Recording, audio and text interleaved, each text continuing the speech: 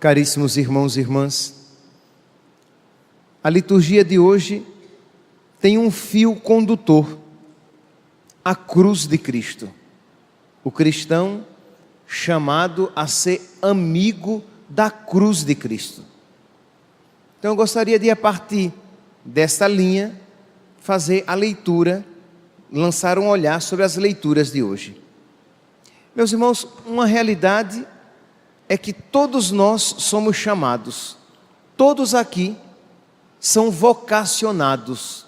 Não há ninguém aqui que diga, eu não tenho vocação, porque eu não tenho vocação para ser padre, eu não tenho vocação para ser freira, então eu não tenho vocação. Não, todos nós aqui temos vocação, uns para a vida consagrada, religiosa, outras para uma vida consagrada a Deus dentro da vida laical da igreja, mas todos nós temos um chamado de Deus.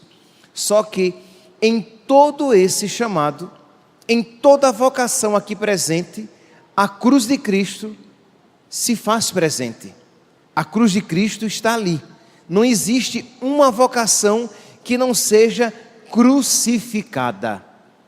É verdade que existem vocações em que a cruz de Cristo se manifesta mais explicitamente. Por exemplo, nós estamos há alguns dias da festa de São Padre Pio.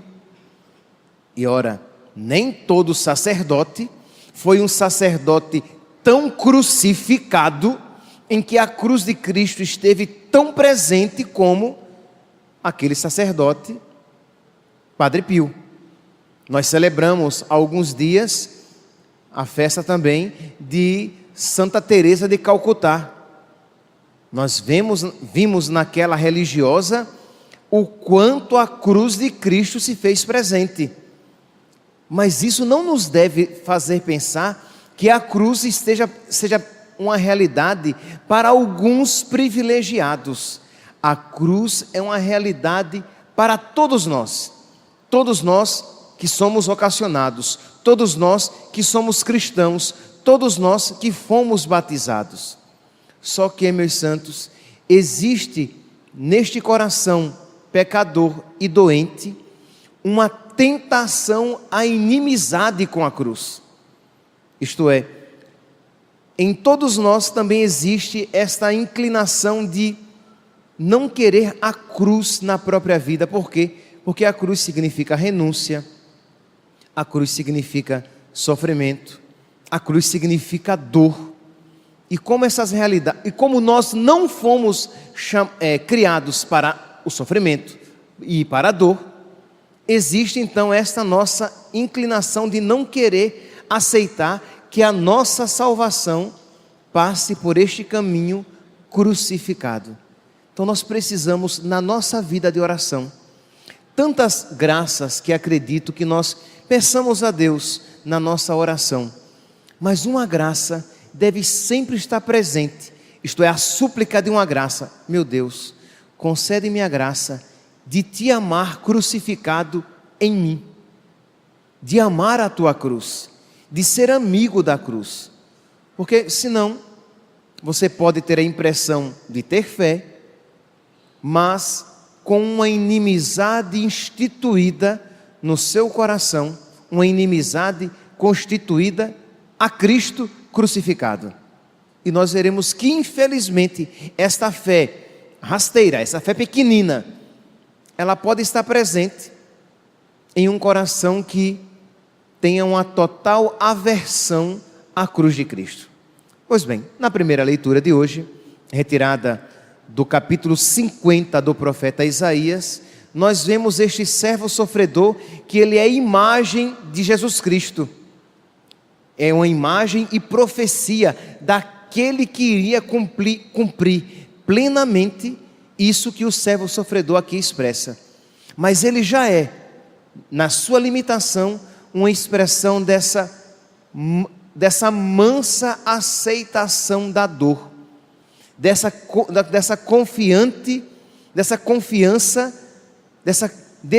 confiante abandono a Deus. Porque ouçam aqui novamente e vejam a atitude deste servo com quanta doçura ele sofre.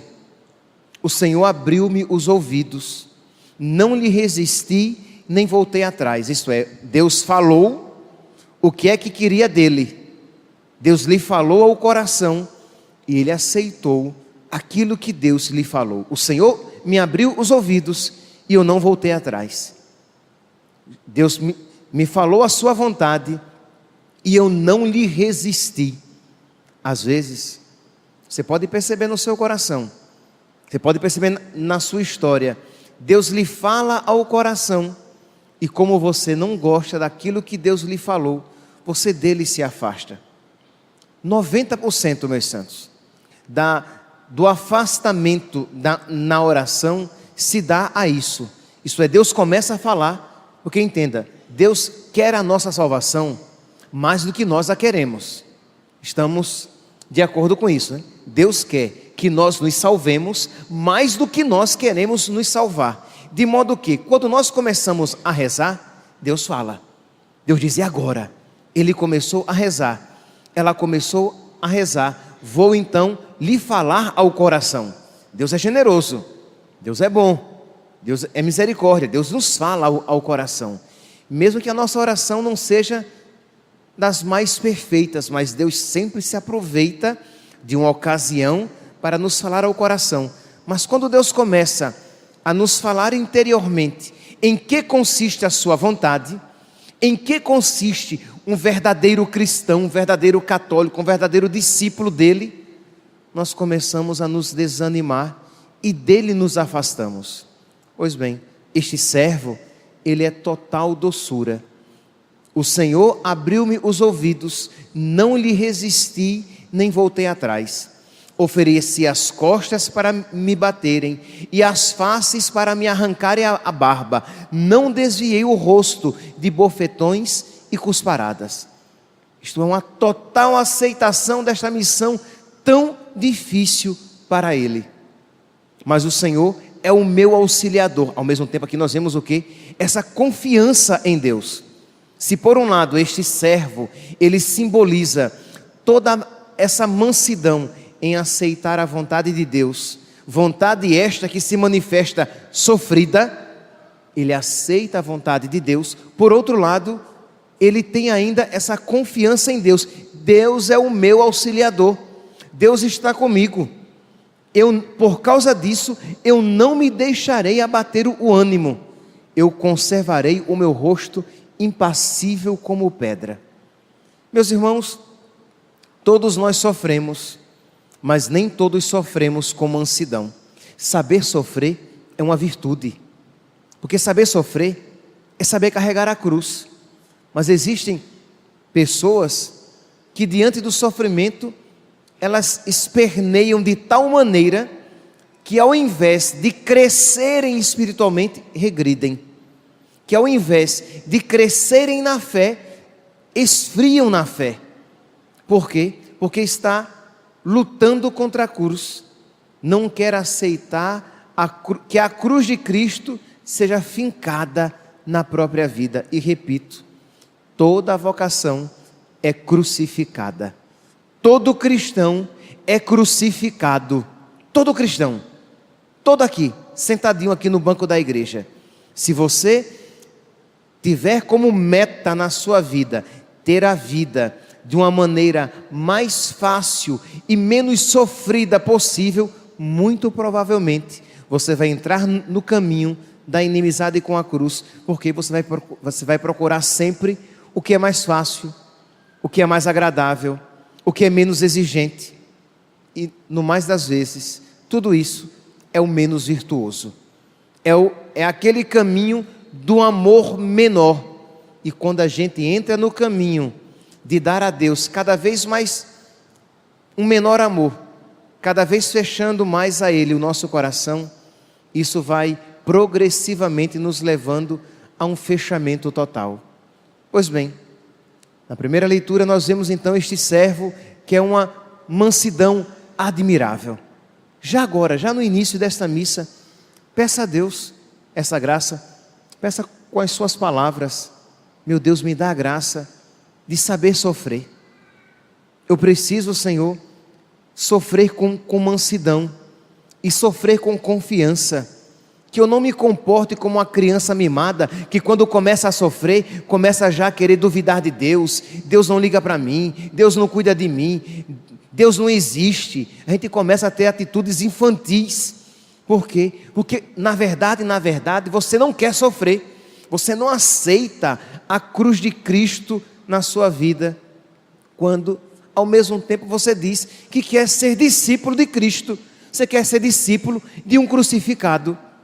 Você quer seguir um crucificado, e que disse que o caminho para nós é um caminho de crucifixão também. Vocês percebem como existe uma disparidade, uma falta de comunhão? Isto é, por um lado nós queremos ser discípulos de Cristo, Cristo que diz que o seguimento a Ele é pelo caminho da cruz. Por outro lado, nós queremos uma vida sem cruz, sem sacrifício e sem renúncia. E é por isso que a luta se instala no nosso coração. E é por isso que nós precisamos rezar, conhecendo a nossa miséria, rezar todos os dias: meu Deus, me ajuda, Senhor, me dá a sabedoria da cruz, para que eu compreenda que a cruz nesta vida é caminho para a glória, mas a glória deste mundo é o caminho para a perdição. A cruz nesta vida é caminho para a glória, mas a glória deste mundo é o caminho da perdição. E não dá para ter as duas coisas. Não dá para ser amigo de Cristo crucificado, amigo da cruz e amigo buscador da glória deste mundo. Ou uma coisa ou outra. Nós precisamos escolher. E aí, meus santos, vem a outra dificuldade, né? Quem não quer sofrer, não sabe escolher. Por quê? Porque o escolher, quem não quer sofrer, o infantil, e quando eu digo isso, meus santos, eu aplico isso a todos nós. Todos nós temos áreas de imaturidade espiritual, de infantilismo espiritual, que se manifestam em querer tudo. Eu quero tudo. Eu quero Deus, mas eu quero a mim mesmo, eu não quero me perder. E Jesus diz: olha, se você quiser ganhar a vida do céu, vai ter que perder, está disposto a perder a vida da terra. Ah, não, eu quero as duas coisas. As duas não dá. Olha, ou você serve a Deus, ou você serve a mamona, o dinheiro. Ah, mas eu quero as duas coisas, eu quero servir a Deus e quero servir ao Deus do mundo. Não dá. Olha, quem comigo não recolhe, espalha. Ah, não, mas eu quero as duas coisas. As duas coisas não dá. Olha, ou quente ou frio. Ah, mas eu quero ser quente e frio. Não, você vai ser morno e vai ser vomitado. Você não pode ser as duas coisas. Então, existe este infantilismo no nosso coração, e que nós precisamos estar atentos e conscientes disso, para que nós apliquemos isso na nossa oração. E digamos: meu Deus, eu não sei renunciar, eu quero tudo, eu sou imaturo, eu sou infantil, a minha fé é tão rasteira. Tenha misericórdia de mim, Senhor, porque a tendência que existe no meu coração é ser inimigo da cruz, é odiar a cruz e tudo aquilo que ela representa. Que o que é que a cruz representa? No primeiro momento, é claro que representa o amor de Deus por nós, mas na nossa existência, o que é que ela representa? Sacrifício, renúncia, dor, morte, e nada disso a gente quer para este mundo. Mas se nós perdermos de vista que tudo isso, que as perdas neste mundo significam ganhos incomensuráveis, ganhos imensamente desproporcionais para a outra vida, se nós tivermos isso em mente, o nosso coração se alegrará. Mas se nós nos esquecermos da realidade sobrenatural, nós veremos apenas a dor, o sofrimento, a renúncia e a morte. E aí nós iremos nos desiludir e pouco a pouco iremos esfriar no nosso seguimento de nosso Senhor. Pois bem, quando nós então lançamos os nossos olhos no Evangelho, nós vemos essa realização completa na vida de Cristo. Cristo ele expressa com perfeição aquela imagem, aqui do capítulo 50 do profeta Isaías, da primeira leitura de hoje, do servo sofredor. Jesus pergunta aos discípulos: no dizer dos homens, quem é que eu sou? E aí eles dizem: olha, uns dizem que o Senhor é João Batista, outros dizem que o Senhor é Elias, ou um dos profetas. E Jesus pergunta aos discípulos: e vós, quem dizeis que eu sou? Pedro, iluminado pelo Espírito Santo, diz: tu és o Messias. No Evangelho de São Mateus, essa afirmação ela é mais cumprida: tu és o Cristo, o Filho do Deus vivo. E Jesus diz: muito bem, Simão, não foram a carne e o sangue que te revelaram isso não, mas o meu Pai que está nos céus. Jesus reconhece que aquilo que Pedro disse vinha de Deus, só que existia na mentalidade do povo de Israel duas concepções de Messias. Uma de um Messias sem sofrimento, um Messias glorioso, um Messias que se daria bem neste mundo, um Messias rico, poderoso, glorioso, do palácio, das riquezas e das glórias. E existia também uma outra mentalidade de um Messias sofredor. Então Jesus imediatamente diz que Messias ele será, para que o povo, porque Pedro disse apenas o quê? Tu és o Messias. Então, para que o povo não compreendesse que Jesus era um Messias à maneira mundana, gloriosa, rica, Jesus diz: mas olha, eu vou sofrer muito. Em seguida, imediatamente depois, Jesus começou a ensiná-los dizendo que o Filho do Homem, que ele devia sofrer muito, ser rejeitado pelos anciãos, pelos sumos sacerdotes e pelos doutores da lei, que ele iria morrer e ao terceiro dia ressuscitar. Quando ele disse isso, Pedro, que até então tinha feito uma proclamação de fé, não foi a carne e o sangue que te revelou isso, mas o meu Pai que está nos céus, Pedro agora se converte em quê? Em um inimigo da cruz.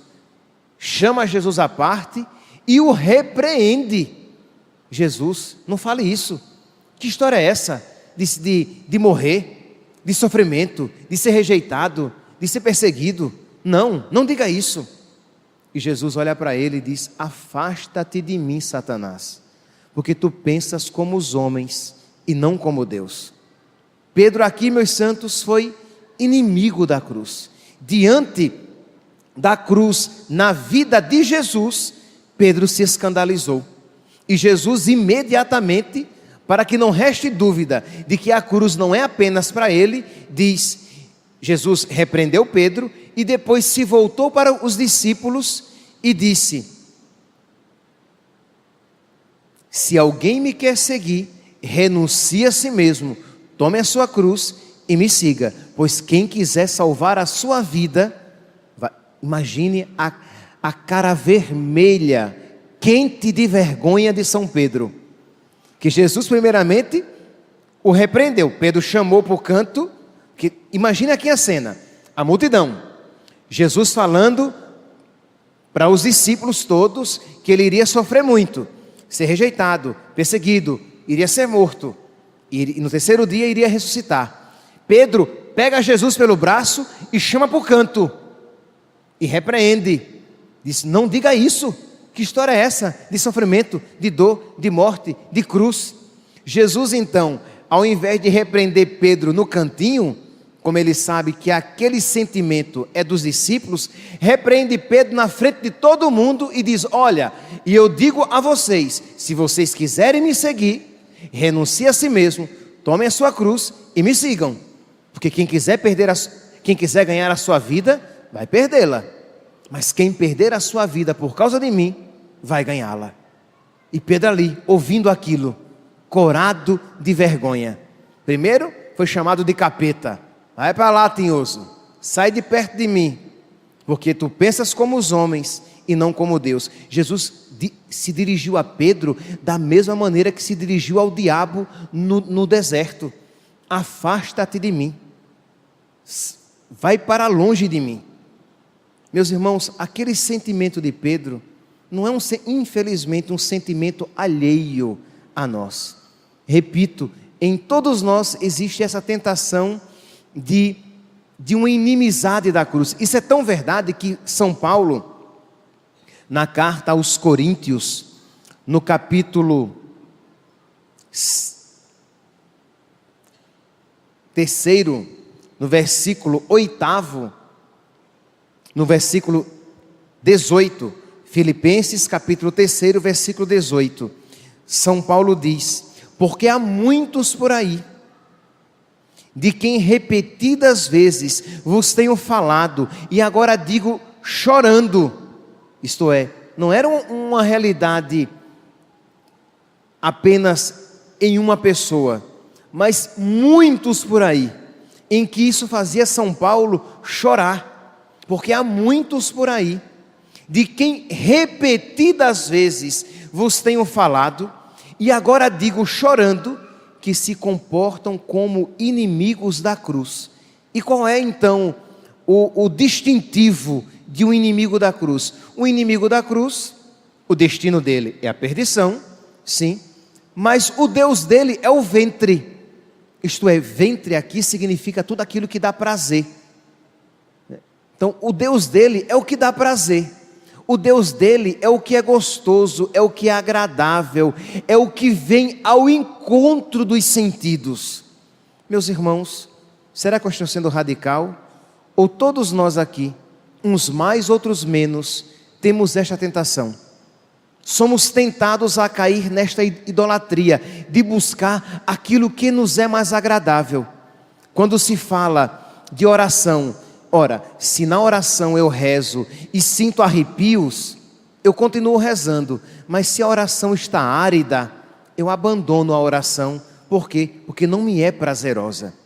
Se vir a missa é gostoso, eu venho à missa e participo da missa todos os domingos, mas se a participação da missa tem sido maçante, se tem exigido muito sacrifício, talvez por causa da sua desconcentração ou de alguns problemas na sua vida, e você tem sentido dificuldade para participar da missa, você vem uma missa em um domingo e no outro domingo você pensa: será que eu vou? Será que eu não vou?